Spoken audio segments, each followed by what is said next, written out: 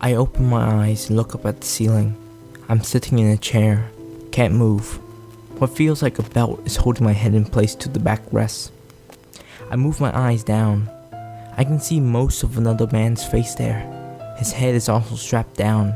His eyes are darting left and right, teeth clenched, struggling to free himself. I make my own attempt, knowing they would be useless, but trying anyway. The chair is bolted to the floor. It won't move. The man is pretty close to me. If we could move, we could probably touch. I'm scared. I have no idea how this will play out. Hey, you know what's going on here? No, I went to sleep and woke up tied to a fucking chair with some arsehole in front of me who's apparently in the same fucking situation. Stupid question, I suppose. Can you move anything beside your eye and mouth? He tries again. Just my fingers and toes. Damn much that can do. Okay. Looks like we're stuck here until whoever did this decides to do what they're doing. What's your name? Mike. I'm Chuck. I'm curious about this man. Why is he here with me? Can you think of any reason you're here? Did you hurt someone? Steal from anyone? Anything? Man, I've never done anything, he cries. Couple speeding tickets, that's it. You think someone would at least tell you why they kidnapped you? I can't think of anything either, I say truthfully. I look at him, try to think if I know him. If I had seen him before today. I hadn't. Any chance you recognize me? No, he said. I'd rather die than kill someone, but I'd rather live and not kill even more. Alright. We're two innocent strangers. I guess it's just random. Pick the first person they happen to get. But for what? I look around as much as I can. The ceiling is high and I can't see any walls. There's a spotlight high over our head illuminating us. All my fingers can feel are the edges of the armrest. I can't hear anything beyond my own breathing and the attempted movements of my newfound companion. What could have brought us here? Is this torture? Is there some psychotic force that brought us together? Whatever the answer is, I can feel it in my gut that someone's going to die. Hopefully, it won't be me. Don't think so. Shit! I just cut myself, I think. Something hard and sharp is around my right arm. I look back at him. It's a strain to keep my eyes pointed down so far. He's staring at me, panicking, mouth wide open and panting. I move my arms as much as I can.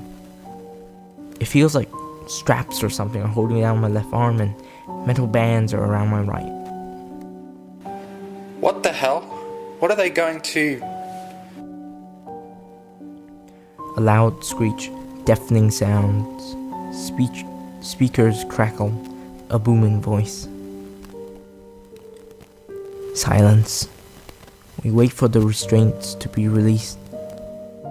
It doesn't come. Good evening, gentlemen. As you've no doubt discovered, you have been restrained and are now part of our little game. Between you is a table. On this table is a gun. In some time, the restraints on your right arms will be released.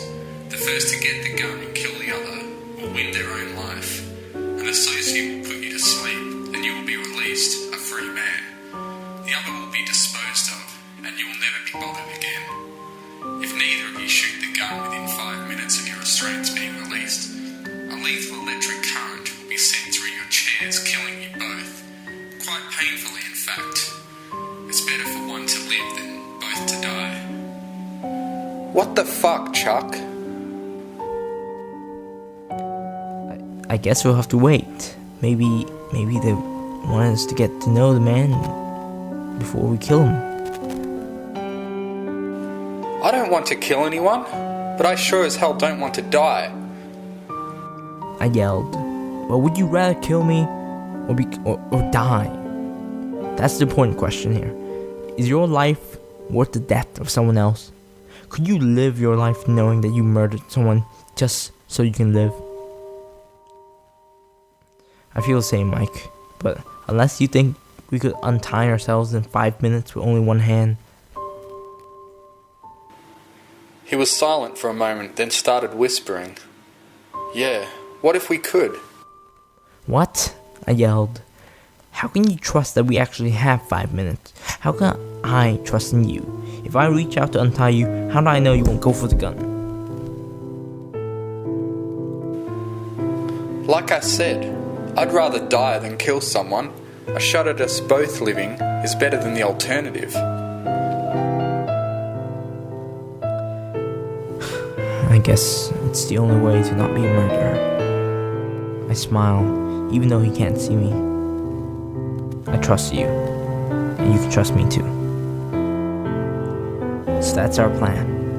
We'll attempt to free ourselves and hope we can do it in time. I know I'm not going to be getting anything off the table before I free myself, and I really think that Mike won't try to kill me. I start going over the plans to get myself free. Would it be easier to undo the other arm first? Would I need to see my other arm to free it? If not, I would need to remove my head restraint so I could look, but could I do it with only one hand? I decided that when the time came, I'd just go with my instincts. It feels like there are 3 straps on each limb, one over my head, one under my shoulders, and one around my waist.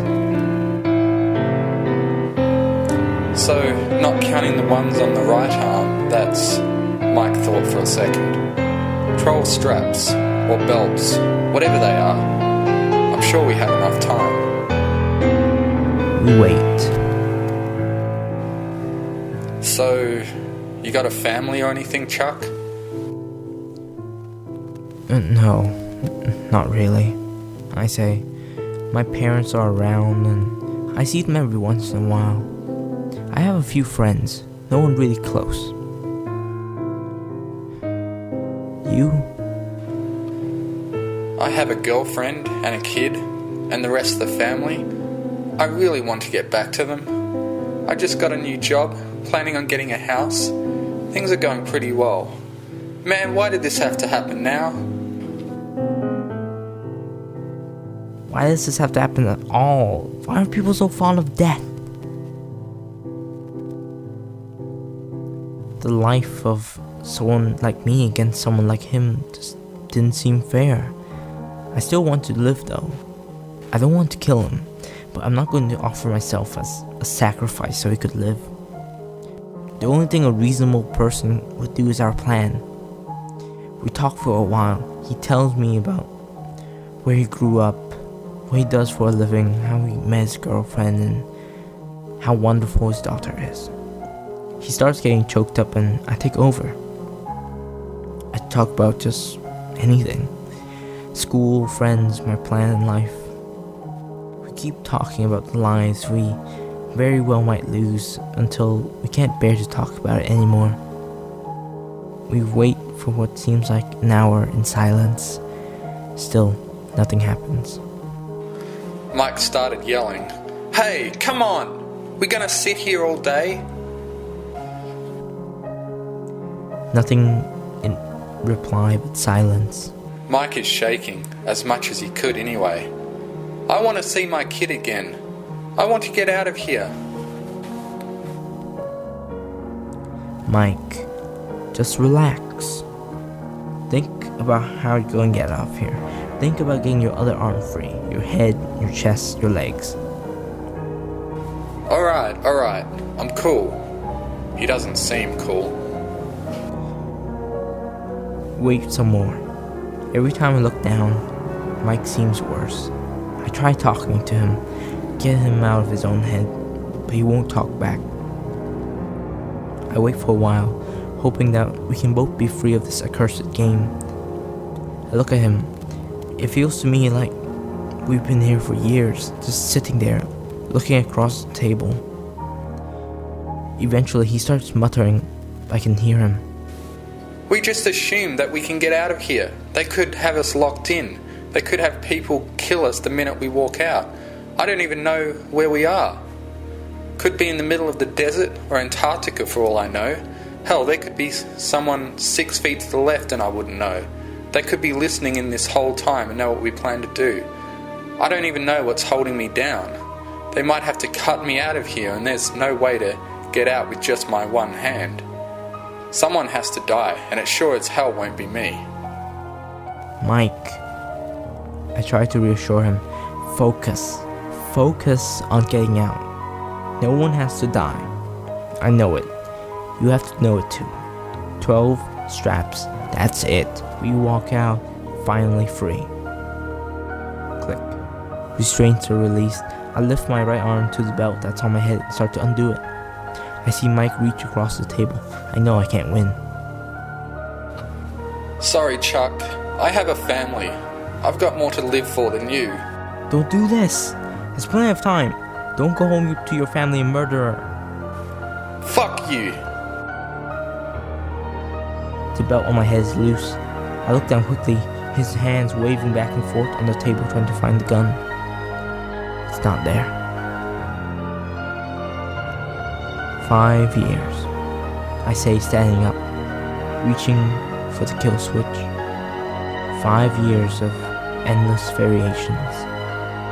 And they always reach for the gun.